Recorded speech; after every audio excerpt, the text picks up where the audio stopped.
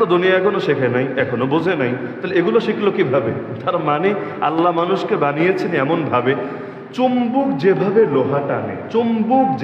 লোহা টানে মানুষের দিল এর চাইতে আরো বেশি শক্তি দিয়ে দিল টানে।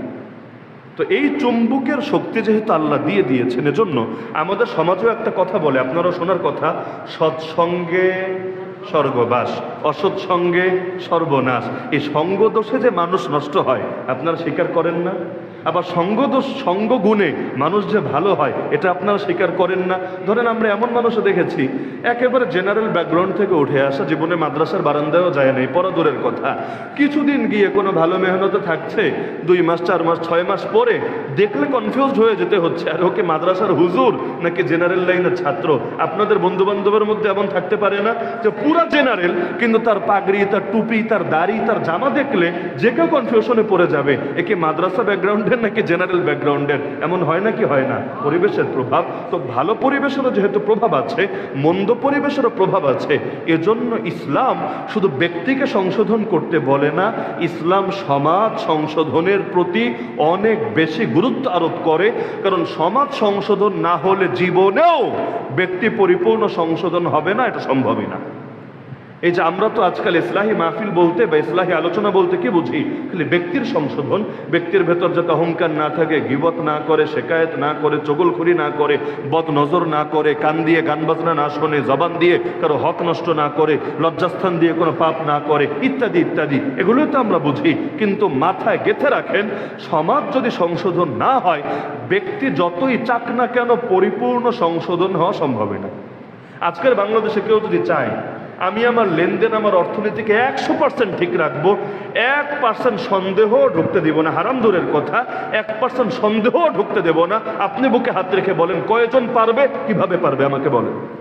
সিস্টেমটাই এমনভাবে নষ্ট করে দেওয়া হয়েছে, এমনভাবে পচিয়ে দেওয়া হয়েছে, ইচ্ছায় অনিচ্ছায় সুদ খাবেন না, সুদের সহযোগী হবেন না, আর এক লাইনে আপনার দ্বারা এই সুদী ব্যবস্থায় জিন্দা থাকবে। ধরেন গোটা বাংলাদেশের অর্থনীতির মেরুদণ্ড সুদ, এ ব্যাপারে কারো দ্বিমত আছে নাকি? গোটা বাংলাদেশের অর্থনীতি, খালি বাংলাদেশ বলে কথা না, গোটা দুনিয়ার অধিকাংশ, এমনকি আমি যদি বলি 90% প্লাস, তাহলে কথা খুব ভুল হবে না, যে অধিকাংশ রাষ্ট্রের অর্থনীতির ভিত্তি কি? সুদ। কারণ এই যে ব্যাংকিং সেক্টর টিকে আছে কিসের উপর? সুদের উপর। শেয়ার মার্কেট টিকে আছে কিসের উপর? সুদের উপর। বীমা প্রতিষ্ঠানগুলো টিকে আছে কিসের উপর? সুদের উপর। বৈদেশিক ঋণ যা নেয় কিসের উপর? সুদের উপর।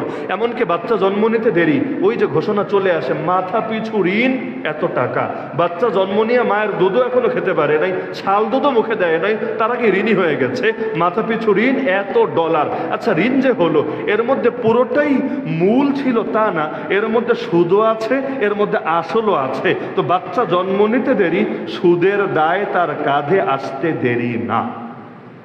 এই যে টোটাল একটা সুদী সিস্টেম, এই সুদী সিস্টেমে থেকে আপনারা যারা ব্যবসায়ী আছেন আমারে বলেন না যে এই সুদে না জড়ায়া, টোটালি সুদে না জড়ায়া কেমনে ব্যবসা করবেন, কেমনে ব্যবসা প্রতিষ্ঠান বড় করবেন, কেমনে আপনি বিনিয়োগ করতে করতে এটাকে চূড়ান্ত একটা স্তরে পৌঁছাবেন, কিভাবে সম্ভব? আমাকে যুক্তি দিয়ে বোঝান না। সিস্টেমটাই এমন, ইচ্ছায় হোক অনিচ্ছায় করা লাগবে। আচ্ছা, মনে করেন আপনি 2 নম্বরই করেন না, আপনি ভালো মানুষ, আপনি কোনো লাইনে হারাম খান না, হারাম দেনও না, ভালো কথা। আপনি হজে যাওয়ার নিয়ত করেছেন, ভালো নিয়ত না? হজ জীবনে একবার অন্তত ফরজ না? সামর্থ্যবান হলে হজে যাওয়ার নিয়ত করেছেন। এমন এক দেশের বাসিন্দা, আমরা দুঃখের কথা, ঘুষ না দিয়ে পাসপোর্টই তো মানুষ করতে পারে না। হজে যাবে, ভিসা লাগবে, টিকিট পরে, পাসপোর্ট ছাড়া ভিসা কি আপনার কপালে মারবে নাকি? পাসপোর্ট তো আগে লাগবে, তাহলে ভিসা দিবেটা কোথায় আপনারে? পাসপোর্ট কয়জন বাংলার জমিনে বলবে আমি কোনো ঘুষ না দিয়ে পাসপোর্ট করতে পেরেছি? কয়জন বলেন আমাকে? তো এই যে সিস্টেমটাই যদি এমন নষ্ট করে রাখা হয়, আপনি নামাজ পড়তে পড়তে কপালে দাগ ফেলে দিয়েছেন যে কোনো হারামে আপনি জড়ান না। আরে ভাই, ঘরে বসে থাকবেন তবুও গান শুনবেন না, গান